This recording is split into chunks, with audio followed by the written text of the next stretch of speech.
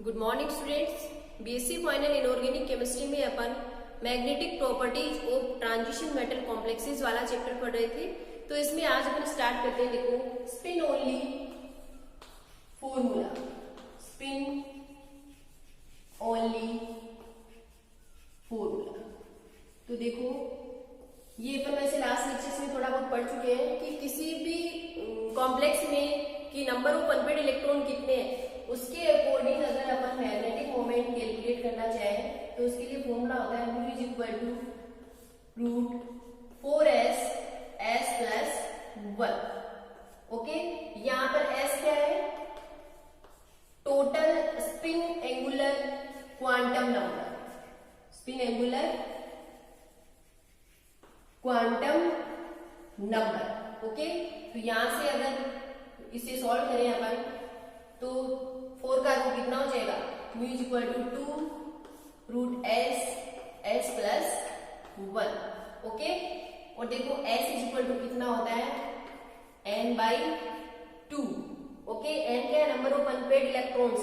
तो देखो, एक अनपेड इलेक्ट्रॉन्स के लिए स्पिन होती है हाफ, तो इसके अकॉर्डिंग यहाँ से s इज इक्वल टू कितना हो जाएगा? n/2। तो s की वैल्यू इसमें पुट करने पर यहाँ से क्या आ जाएगा? μ is equal to √n plus 2। ये फॉर्मूला अपन पहले भी पढ़ चुके हैं। यहाँ पर n क्या है? Number of unpaired electrons. Okay, तो इस फॉर्मूले के अकॉर्डिंग अपन जो ट्रांजिशन मेटल कॉम्प्लेक्सेस हैं या ट्रांजिशन एलिमेंट्स हैं उनके लिए मैग्नेटिक मोमेंट की वैल्यू कैलकुलेट कर सकते हैं। तो देखो, जैसे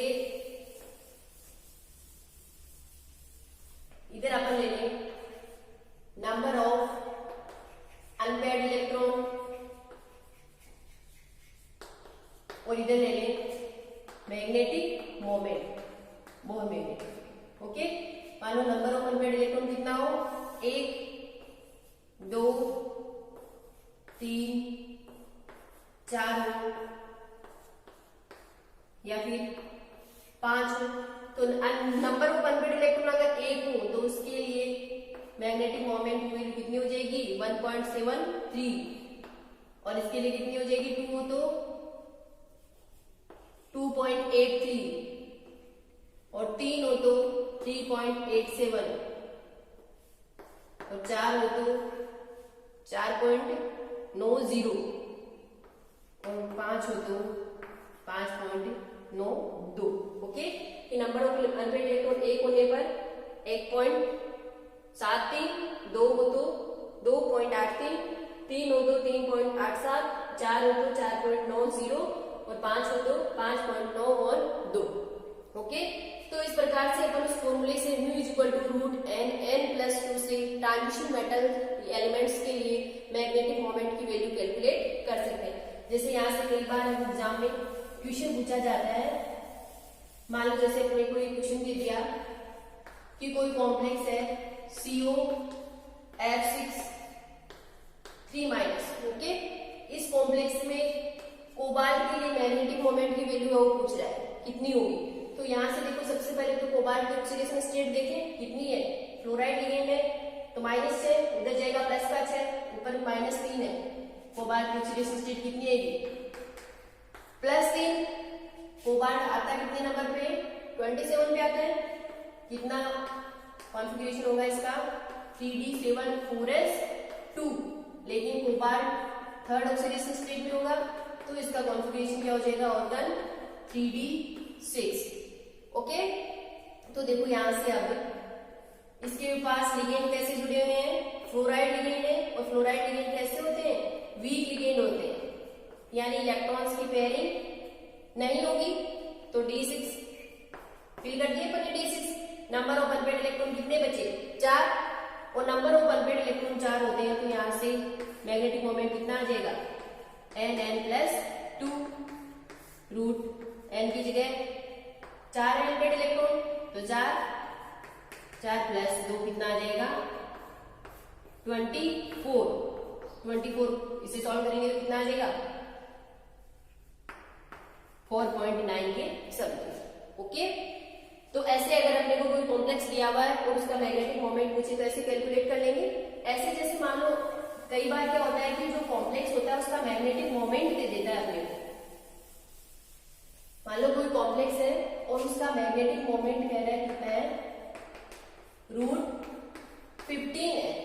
ओके।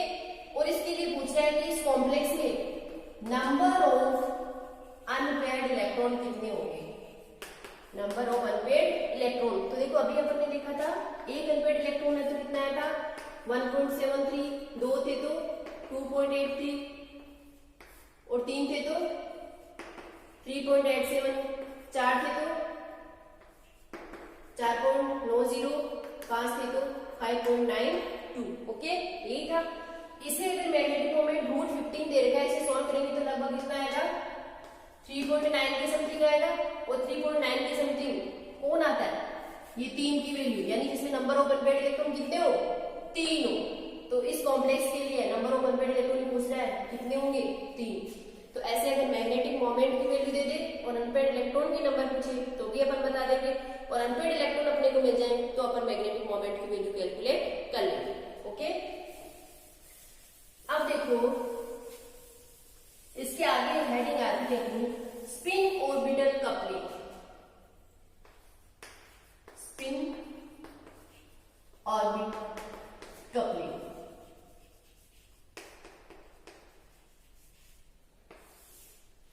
ओके। तो देखो किसी भी पदार्थ के स्पिन मोशन, किसी भी पदार्थ में उसके इलेक्ट्रॉन्स के स्पिन मोशन और ऑर्बिटल मोशन से ही मैग्नेटिक मोमेंट जनरेट होता है। ये अपन जानते हैं कि किसी भी पदार्थ के में इलेक्ट्रॉन्स के स्पिन मोशन और ऑर्बिटल मोशन से क्या जनरेट होता है मैग्नेटिक मोमेंट। तो इनमें इनकी 3 प्रकार की कपलिंग की पॉसिबिलिटी होती है। एक तो होती है देखो स्पिन स्प्रिंग कपलिंग, एक होती है ऑर्बिट ऑर्बिट कपलिंग,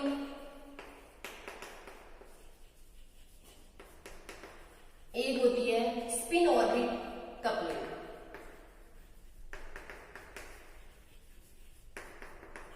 इसे अपन एस एस से डिनोट करते हैं, इसे एल एल से और इसे एल एस से।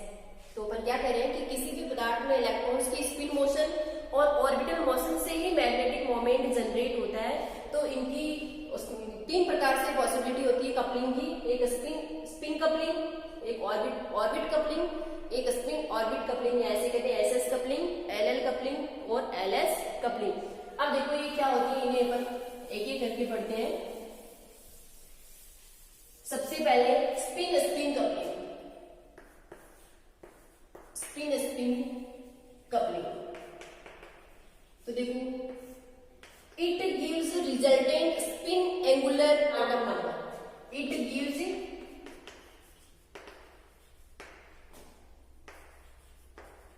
Total spin angular quantum number. Okay, कि it gives total spin angular quantum number. ये ऐसे लिख दें, S is equal to S1 plus S2 plus S3 S4 dot. Okay, तो देखो यहां से क्या होता है कि जैसे अपने पास P2 इलेक्ट्रॉनिक कॉन्फ़िगरेशन दे रखा है, ये रहा P में 3 ऑर्बिट होते हैं 1 2। अब एक इलेक्ट्रॉन्स की स्पिन प्लस हाफ, दूसरे की भी प्लस हाफ, टोटल कितनी होगी हाफ और हाफ 1 होगी P2 के लिए। Total spin angular quantum number ऐसे दे दिया मान लो D5। तो D5 के लिए देखो कितनी आ जाएगी 1 2 3 4 5। एक के लिए प्लस हाफ, तो प्लस हाफ कितनी हो जाएगी 1, फिर आगे प्लस हाफ 1 2 गए, और हाफ इसकी 2 प्लस हाफ कितनी हो जाएगी 5/2। तो D5 इलेक्ट्रॉनिक कॉन्फ़िगरेशन के लिए total spin angular quantum number कितनी हो जाएगी 5/2। तो ऐसे अपन किसी भी कॉन्फ़िगरेशन के लिए स्पिन एंगुलर क्वांटम नंबर है वो बता सकते हैं। लेकिन देखो जो फुलफिल्ड इलेक्ट्रॉनिक कॉन्फ़िगरेशन होते हैं, कौन से फुलफिल्ड इलेक्ट्रॉनिक कॉन्फ़िगरेशन, तो उनके लिए क्या होता है कि S की वैल्यू कितनी होती है 0 होती है। जैसे मैं बात करूं D10 की, ओके इसे मिटा दें। मान लो कौन सा कॉन्फ़िगरेशन है D10 इलेक्ट्रॉनिक कॉन्फ़िगरेशन है, डी में अधिकतम है वो 10 इलेक्ट्रॉन ही आ सकते हैं, तो ये फुलफिल्ड होगा। ये रहा डी 10 इलेक्ट्रॉनिक कॉन्फ़िगरेशन। यहाँ पर प्लस हाफ, ये अपोजिट है इसकी माइनस हाफ, यानी ये सारे के सारे इनकी स्पिन एक दूसरे से क्या हो जाएगी, कैंसिल हो जाएगी, और total spin angular quantum number की वैल्यू कितनी आएगी, 0 आएगी। तो ये हो गया स्पिन स्पिन कपलिंग। सेकेंड अपन लेते हैं orbit orbit coupling.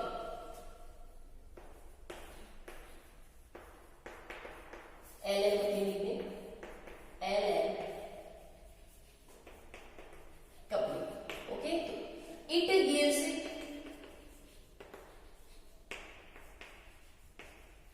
Total orbital angular quantum number.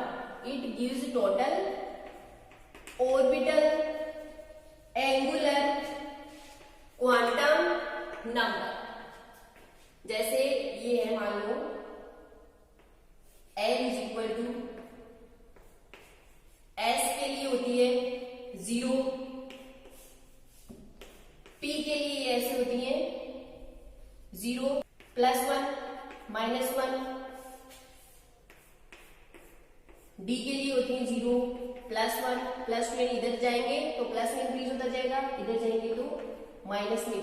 Okay, तो इसके अकॉर्डिंग अपन वो एस पी डी किसी में भी अगर इलेक्ट्रॉन है तो उसके लिए एल की वैल्यू है वो निकाल सकते हैं। जैसे मैं ले लूं P4 के लिए, P4 के लिए एल की वैल्यू कितनी आएगी, orbit angular quantum number P4 है 1 2 3 और 4, 0 +1 और -1। ओके, +1 वाले में कितने इलेक्ट्रॉन है, 2 इलेक्ट्रॉन है, यानी +1, फिर आगे वाले के लिए 0, आगे वाले के लिए -1, टोटल कितनी आएगी, +1 +1 +2 में से -1 गया 1। ऐसे जैसे हो गया D6 के लिए एल की वैल्यू कैसे कैलकुलेट करेंगे, 1 2 3 4 5 और ये 6, 0 +1 +2 -1 -2। ओके, तो देखो यहां से ऐसे कैंसिल कर दो, +1 -1 में एक कैंसिल हो जाएगा, इधर ये -2 एक है, यहाँ पर 2 है, यानी कितनी बचेगी +2 D6 के लिए। तो कैलकुलेट कर लेंगे ऐसे किसी भी कॉन्फ़िगरेशन के लिए L की value, orbital angular quantum number calculate हो जाएंगे। ऐसे ही इसमें देखो, जैसे उसमें स्पिन में अपन देख रहे थे कि जो फुलफिल्ड इलेक्ट्रॉनिक कॉन्फ़िगरेशन होगा उसके लिए टोटल स्पिन क्वांटम नंबर कितनी आएगी, 0 आएगी। ऐसे ही अगर जो L की वैल्यू अपन या ऑर्बिटल एंगुलर क्वांटम नंबर अगर देखेंगे तो फुलफिल्ड और हाफ फिल्ड इन दोनों इलेक्ट्रॉनिक कॉन्फ़िगरेशन के लिए L की वैल्यू कितनी आएगी, 0 आएगी। जैसे मैं P3 की बात करूं, P3 कैसा है, ये क्या है P3 ये हाफ फील्ड है, 0 +1 -1, 0 है इसके लिए, तो इधर एक +1 का है एक -1 का है, टोटल कितना आ जाएगा, L इज इक्वल टू 0। ऐसे जैसे D10 की बात करें, ये फुल फील्ड का एग्जाम्पल है,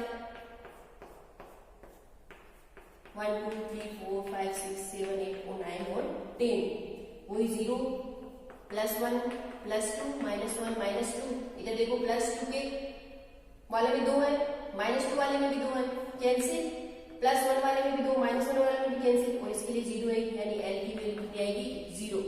तो स्पिन, तो orbital angular quantum number half field और फुलफिल्ड इलेक्ट्रॉनिक कॉन्फ़िगरेशन के लिए कितनी आएगी, 0 आएगी। थर्ड अपन लेते हैं स्पिन ऑर्बिट कपलिंग।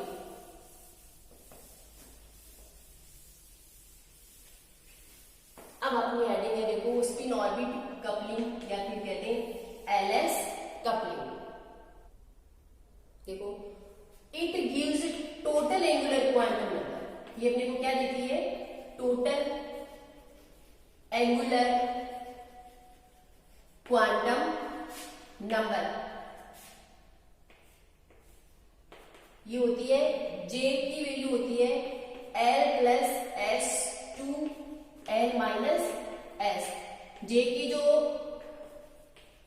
जो पॉसिबल वैल्यू होती है ना वो कितनी होती है, L + S2 L - S। अब देखो इनमें से जो वैलिड होगी वो कौन सी होगी, ये दो कंडीशन हो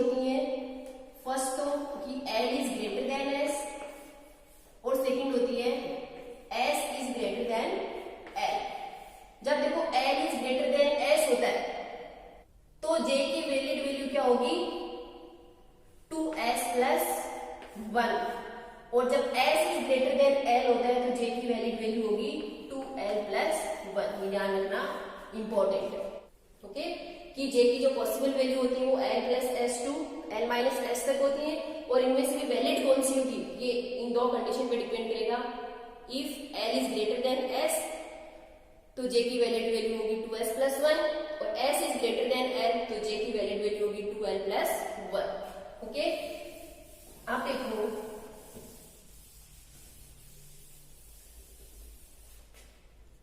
तो देखो अभी अपन ने जो 3 प्रकार की कपलिंग पढ़ी है, SS, LL, LS और LL, ये 3 प्रकार की कपलिंग पढ़ी है। इन तीनों प्रकार की जो कपलिंग है इनका मेनली जो लैंथेनाइड कॉम्प्लेक्सेस होते हैं उनमें ध्यान रखा जाता है। लैंथेनाइड्स के कॉम्प्लेक्सेस होते हैं ना, उनमें ध्यान रखा जाता है, और उनमें मैग्नेटिक मोमेंट कैलकुलेट करने का ये फॉर्मूला किया जाता है mu S plus mu L is equal to mu total is equal to ji root J J plus 1। Okay, यानी इनमें स्पिन के साथ साथ ऑर्बिटल मोशन भी कंट्रीब्यूशन करता है। देखो जैसे इनमें ऐसा क्यों होता है कि जो लेंथेनॉइड्स होते हैं, लेंथेनॉइड्स में जो अनपेयर्ड इलेक्ट्रॉन होते हैं, अनपेयर्ड इलेक्ट्रॉन कौन से ऑर्बिटल से होते हैं, 4s ऑर्बिटल से होते हैं, और इनकी जो स्ट्रक्चर आप देखें तो इनमें 4s के बाहर है वो 5d 6s 6p ऑर्बिटल्स भी पाए जाते हैं। तो इनमें जो 4s इलेक्ट्रॉन से मैग्नेटिक मोमेंट जनरेट होगा वो इनके बाहर जो लिगेंड होंगे उनके कांटेक्ट में नहीं आएगा, यानी उनके मैग्नेटिक मोमेंट से ये कैंसिल नहीं होगा। इसलिए इनमें स्पिन के साथ साथ ऑर्बिटल मोशन, या ऐसे कहते हैं कि ऑर्बिटल मैग्नेटिक मोमेंट भी कंट्रीब्यूशन है वो देता है। ओके, जैसे यहां से देखो ये फॉर्मूला आया mu S plus mu L is equal to mu total, यानी स्पिन और ऑर्बिटल दोनों का है, mu total is equal to ji root J J plus 1। यहां पर जे क्या होगा, total angular quantum number, total angular quantum number, और जी है Lande splitting factor, splitting factor. Okay, यहां से देखो जी की वैल्यू क्या होती है, G is equal to 1 plus J J plus 1 plus S S plus 1 minus L L plus 1 upon 2j j plus 1, ये होती है g की वैल्यू। तो देखो यहां से अपन ये डेरिवेशन करते हैं,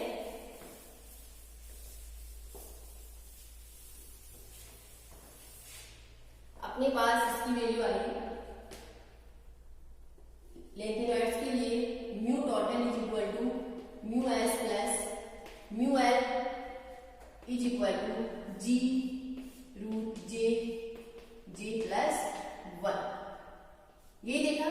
और यहां पर जी कह रहे हैं अपन लेंगे स्प्लिटिंग फैक्टर है, और जी की वैल्यू कितनी होती है 1 plus J J plus 1 S S plus 1 minus L L plus 1 upon 2j j plus 1, ये होता है। तो देखो ये जो j की वैल्यू है, j की वैल्यू हो l और s इन दोनों पर डिपेंड करेगी। तो देखो यहां से अपन ऐसे लिख सकते हैं g इज इक्वल टू कितना आ जाएगा, इसे इधर अगर अपन लघुत्तम ले लें तो आ जाएगा 2j j plus 1 j j plus 1 s s plus 1 l l plus 1 upon 2j j plus 1। Okay, यहां से आ जाएगा g is equal to 2j और j 3j j plus 1 s s plus 1 minus l l plus 1 upon 2j j plus 1। या इसे अगर आगे और solve करें तो कितना आ जाएगा, g इज इक्वल टू ऐसे लिख दें 3j plus 1 upon 2j plus 1 plus s plus 1 minus l plus 1 upon 2j plus 1। Okay, यहां से देखो j प्लस 1 से j कैंसिल हो जाएगा, यहाँ कितना आ जाएगा g is equal to 3/2 plus s plus 1 minus l plus 1 upon 2j plus 1। Okay है ना। If l is equal to 0 यानी ऑर्बिटल कॉन्ट्रीब्यूशन क्या हो 0, तो यहां से l की वैल्यू क्या हो जाएगी 0 हो जाएगी, और j की वैल्यू क्या होती है l और s दोनों पे डिपेंड करती है, और j की वैल्यू में भी अगर l क्या हो जाए 0 हो जाए तो j की वैल्यू किसके बराबर हो जाएगी s के बराबर हो जाएगी। तो यहां से क्या आ जाएगा g is equal to 3/2 plus s plus 1, l की वैल्यू तो 0 आ जाएगी यानी ये टर्म क्या हो जाएगी 0 हो जाएगी, अपॉन j की वैल्यू l 0 होने से किसके बराबर हो जाएगी s के बराबर, तो कितना आ जाएगा 2s प्लस 1। यहां से कितना आ जाएगा, इसे सॉल्व करेंगे s प्लस 1 से s plus 1 cancel, g is equal to 3/2 plus 1/2। तो यहां से क्या आ जाएगा g is equal to 3/2 plus 1/2, ये कितना आ जाएगा g की वैल्यू है वो 2।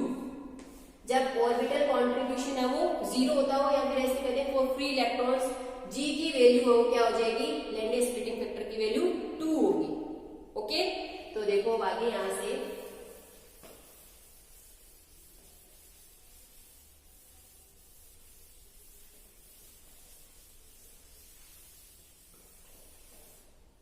ऐसे ही अगर l की वैल्यू जब 0 आई है तो लैंडे स्प्लिटिंग फैक्टर g की वैल्यू कितनी आई है 2। ऐसे ही अगर स्पिन मोशन क्या हो 0 हो तो यहां से g की वैल्यू कितनी आएगी 1 आएगी, ध्यान रखना ये इंपॉर्टेंट है। ओके, तो देखो ऐसे अब अपन इस फॉर्मूले से mu is equal to g root j plus 1 lanthanoids के लिए मैग्नेटिक मोमेंट की वैल्यू कैलकुलेट कर सकेंगे। अपन इधर लिख दें लेंथेनॉइड्स, यहां लिख दें नंबर ऑफ अनपेयर्ड इलेक्ट्रॉन्स, और यहां लिख दें मैग्नेटिक मोमेंट। ओके, तो देखो लेंथेनॉइड्स होते हैं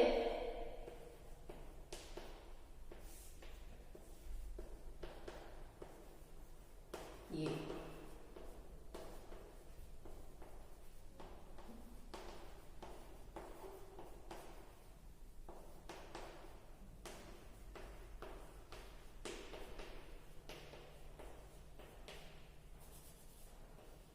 ये लेंथेनॉइड्स।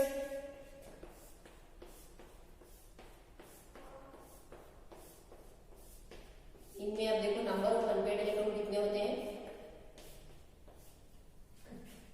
तो ये देखो lanthanum, cerium, praseodymium, neodymium, promethium, samarium, europium, gadolinium, terbium, dysprosium, holmium, erbium, thulium, ytterbium और ल्यूटीशियम।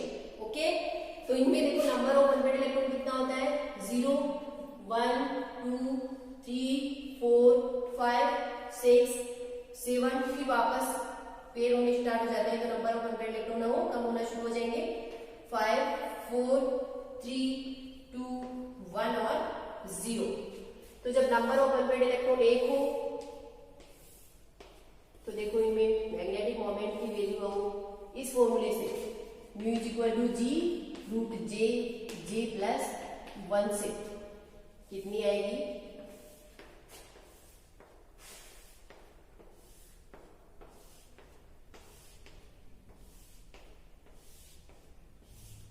तो यहाँ कितनी होगी 0 1 होती है तो 2.54 3.58 3.62 2.70 0.84 और इसके लिए होगी डी,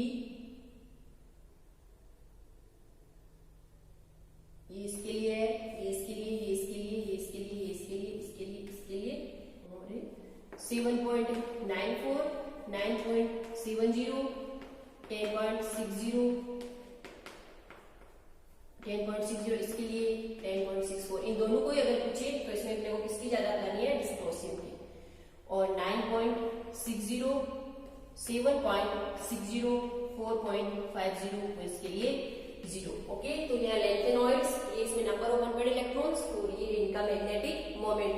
ये देखो कैलकुलेट करना भी आना चाहिए और अपने को ऐसे भी याद होना चाहिए, क्योंकि कंपटीशन एग्जाम्स जैसे नेट सेट की जो एग्जाम्स होती हैं उनमें अपने कैलकुलेट करने में बहुत टाइम लगता है। इसे डायरेक्टली अपने को याद होनी चाहिए, जैसे न्यूमेरिकल है वो अपन इजीली सॉल्व कर सकते हैं, या फिर ऐसे बता दें कि इसका मैग्नेटिक मोमेंट इतना है तो नंबर ऑफ अनपेड इलेक्ट्रॉन कितने होंगे तो डायरेक्ट बता दो। ओके, इससे आगे का पार्ट हम नेक्स्ट क्लास में